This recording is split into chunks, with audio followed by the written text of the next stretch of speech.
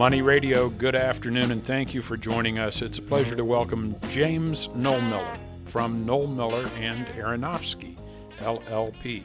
Jim Knollmiller is a certified tax specialist under the State Bar of Arizona, offering advanced estate planning services for everyone's needs, from modest estates to large estates. Serving clients in the Valley since 1974, the estate planning lawyers at Knollmiller and Aronofsky believe that integrity and high levels of client satisfaction are the keys to success. For more info, 480-345-0444, 480-345-0444, and the website aboutestateplanning.com. Jim, good afternoon. Good afternoon, Sinclair. Good to see you again. We talk about taxes and we talk about estate planning, and I think it's a unique combination that you bring to the table, because those two tend to go hand in hand. But I think a lot of folks have some misperceptions about taxes and estate planning. They hear the phrase death tax or estate tax and think that's the only reason for estate planning. As we've discussed before, that has gone up to a little over $5 million per individual. So a lot of people say, I'm not at $5 million. I don't have to worry about it. That's correct, Sinclair. They don't have to worry about estate taxes when they're well under that $5 million figure. However, estate planning isn't just about taxes. It's about many things. How do you want your property distributed? To whom and when? These are the questions that estate planning can answer, and do it the way you want, not the way some judge may say. And it's not just about the estate taxes, but there are some other taxes that will hit you even if your estate is nowhere near $5 million. Specifically, I'm thinking about income taxes being an important part of the equation. Income taxes become an issue in two areas: retirement accounts, because most retirement accounts are taxable to you as a participant, and then if you leave this to someone else, that person has to pay income tax on any benefits they take out. And then there's the other big issue, and that is we call tax basis. You bought your home for $20,000 30 years ago, and now it's worth $250,000. At your death, your heirs now take a basis of $250,000, and if they sell for $250,000, they have no tax to pay on that gain. We commonly call it the step up. It works the other direction. It can be a step down, as we had in the last few years when the market for both houses and securities were low. But still, for most people who have had some property for a long time, that step up in basis to the fair market value at your date of death becomes a very important income tax issue, not for you because you're passed away, but for your heirs. And one of the things we talked about is retirement accounts. If you have a retirement account, and let's say you have $500,000 in a retirement account, and you name your child as a beneficiary, and that child decides to cash it in, thinking they've got $500,000 to spend.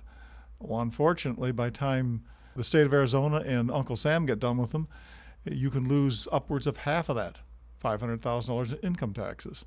Wow, half to income taxes.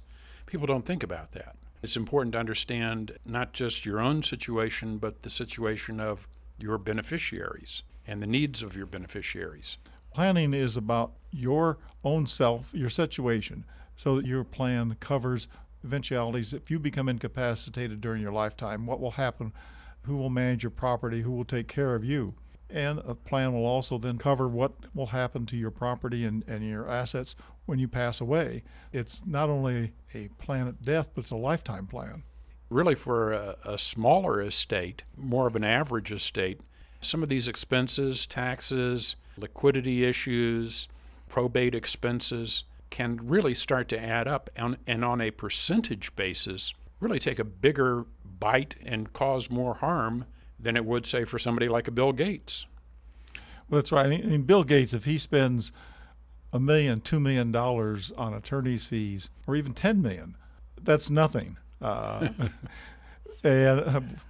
for the average person who maybe has $250,000 in assets for his family, and if they spend $10,000, $15,000, $20,000, $25,000 in expenses or more, that is a big hit to that small estate. So the whole idea here is to set it up in such a way to where you can basically just breeze through the process with the fewest taxes possible, with the transfer of assets being as smooth and seamless as possible, and also the living issues that you were talking about, making sure that that's not a problem while you're still alive. Yes, I mean, the living issue today is becoming more important because many people are living longer. I mean, it's not uncommon for people to live in their 80s, 90s, even to over 100.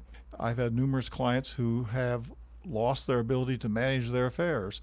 And if you have a proper plan in place, they have someone to smoothly take over, pay the bills, make sure that their investments are managed, make sure all the taxes are paid, and to assure that they're taken care of in the style in which they want to be. I mean, and you spell this out ahead of time. And it's also important to keep it all updated. It is important because as I've been in this business for many years, I can tell you that every few years the law changes. There have been many changes in both the estate tax law, the income tax law, and the legal law that govern trusts in the last 5 to 10 years. And life changes along the way too. That's right. And life changes. As you get older, you now have your children, you have grandchildren. The grandchildren may turn out to be good. They may turn out to be not so good. They may have bad marriages. They may have substance abuse. There's all types of things that arise in family circumstances that you need to consider in your plan as to how you want to take care of these things. If you haven't considered these things as part of your estate plan in the recent past, if you'd like a second opinion, if you'd like to consider an update, because life does change along the way, you can contact Knollmiller and Aronofsky, 480-345-0444, 480-345-0444 for Knollmiller and Aronofsky. Now, the easy way to remember that is aboutestateplanning.com. Aboutestateplanning.com. That's the website with all the contact info. Jim, thank you so much for joining us today. Thank you, Sinclair.